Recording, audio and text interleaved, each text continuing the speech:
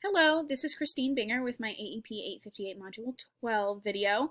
We're looking at data protocol and the 5 steps of this process um, to, to use data to find school improvement and find ways to better for our students and our building and our faculty. The 5 steps are: where are we now? So what's the issue? How are students doing? What's the current process that we have in place? Step 2 is where do we want to be? So what's the goal?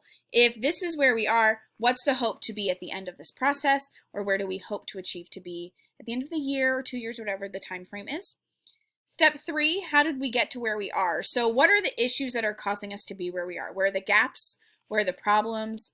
Did something occur for us to be where we are in this particular area? What has happened in our history? Step 4, how are we going to get to where we want to be? So these would be the steps to improve, what things you would like to implement, ideas and strategies to better our students and our faculty in our school in this particular area. And then step 5 is what are we doing to make a difference, and how, meaning how will we evaluate our efforts? How will we know we've succeeded, or how will we know if we need to go back to the drawing board and see what we can do differently? So for my school, we're currently having an issue with our virtual learning students. We have a hybrid model and a full virtual model, and we are having a problem with our F students. So the question that I decided to focus on was that one: why are roughly 600 students failing at least one class, and how can we lower that number?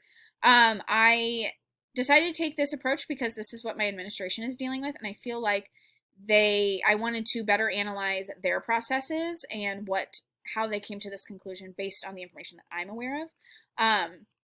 So where are we now? We're roughly 600 out of 1,800 students in our building are failing at least one class. So the concern that we have is students passing classes in order to graduate on time or to move to the next level, especially looking at core classes. You can't take junior English without passing sophomore English, things of that nature. Where do we want to be? In an ideal world, no students would be failing, but I think realistically, if we could cut that in half, I think that would be a great success.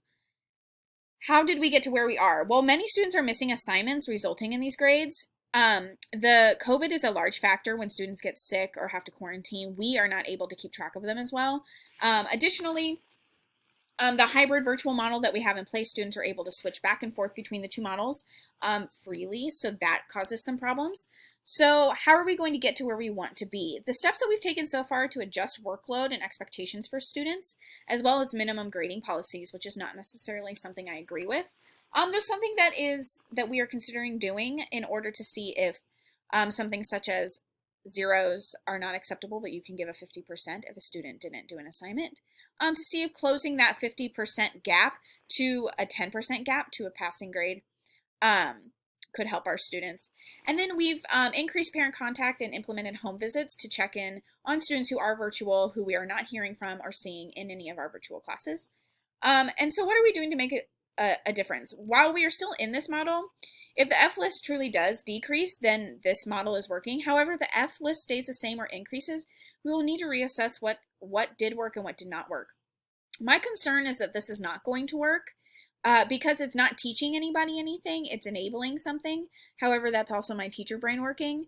As an administrator, it would be really hard to say that because in theory, you would be able to excuse more students. So to address this problem, we are currently on step 4 to see what our workload is, how we can assess, are we requiring minimum number of assignments, what are the grades looking like, and increasing that parent contact and seeing are the students that we're contacting home on, are they improving or are they not? What's happening, or how are they affected by these changes?